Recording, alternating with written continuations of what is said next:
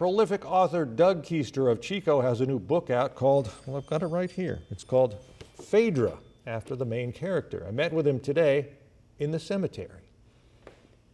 The book is a romantic mystery. It came out of a guidebook Doug wrote about cemeteries and tombs in Paris, where people like Doors lead singer Jim Morrison and playwrights, authors, and poets Gertrude, Stein, and Oscar Wilde are buried.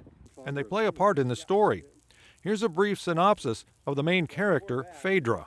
As she's visiting all of these tombs, the tombs kind of speak to her, not literally, but they give her messages and about her life. And she really, a lot of things start happening and opening up. There's a whole mystery involved. Of course, she meets some guy named Pierre, but there's a whole mystery going on.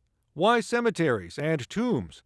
Well, Doug is what's called a taphophile, someone with a passion for them and the stories they tell.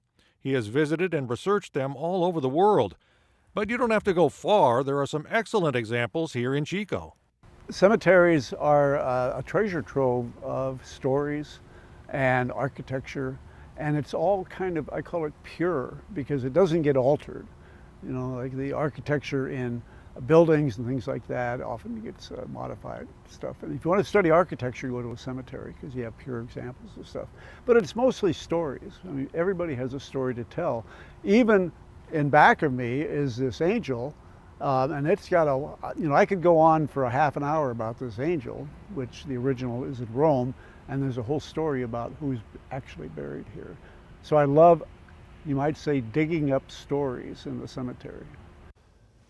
And Doug believes it's kind of unique that there are photos within the novel. You can see, like right there, that's something you normally only see in children's books. If you're interested, you can find this book, Phaedra, on Amazon.